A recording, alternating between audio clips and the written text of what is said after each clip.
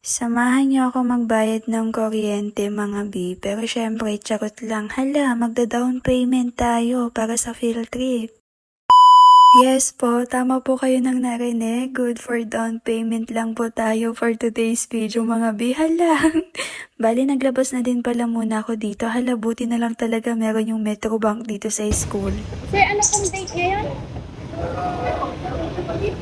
18? Opo, nung 18 pa nga itong video na to at ngayon ko nga lang po may upload since ayan, ngayon lang din po ako makakapag-voice over. Pero eto, ikukwento ko na lang po sa inyo. Sakto mga 8 nga po yan dito na kami. Nauna yung kasama ko pero alam nyo ba usapan namin? 7:30 andyan na kami. Opo kasi may event po dyan sa school. Pero nung mga time na yan ay wala na po kaming pasok since yung last day po namin nun is nung 14. Kaso, nung 15 sana, magda-down payment ako, Friday. The-down payment sana kami niyan, kaso ay sarado. Kaya yun, 16 tsaka 17, di na muna ako umuwi niyan, Sabado tsaka Linggo. Kasi magda-down payment ako ng 18. Ayan, yan po yung for today's video. Hala, kwento no?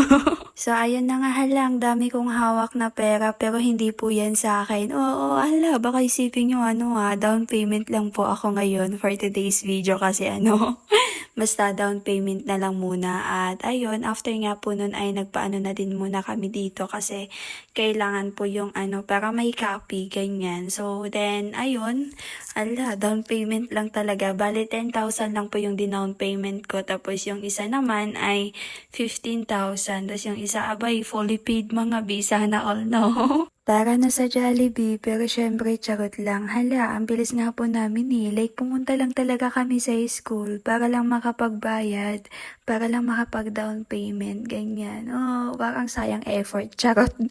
Parang hindi worth it yung paglabas ko for today's video. Kasi sabi ko sa kasama ko, muna kami, tingin-tingin na muna kami ng mga paninda dun sa may kasi may mga paninda dun sa school. Tapos ayan, yung mga doon, tingin-tingin sana muna kami doon, tapos ikot-ikot muna sana, lakad-lakad, or gumala na lang, charot. Pero wala, balikan lang daw siya. Kaya yun, umuwi na siya kaagad, at syempre, umuwi na din ako, pero napadaan na din pala muna ako ng Melty, kaya para naman maging worth it yung paglabas ko. Abay, hindi talaga worth it kasi alam mo yun, pumunta lang talaga kami sa school para mag-down payment para dun sa field trip, ganyan, magbayad. And so yun, after nun ay wala, balikan lang talaga. Yun yung ayoko minsan Uy, joke lang. Pero okay na din to para at least makakapagpahinga ako. Hoy, akala mo naman kung napagod. Oo, kasi kinagabihan yan. Ay, nung gabi niyan. Oo, lasing malalayan mga bi. Kaya, yun ang hoy, ano ba yan? Ang sakit ng singaw ko ngayon for today's, ay hindi pala. Ito, habang nag-voice over ako, masakit yung singaw ko. Kaya di ako masyado makapagsalita. Charot. Oo, uy, walang charot yun. Alisin nyo yun, masakit talaga yung singaw ko ngayon. Kaya hanggang dito na lang.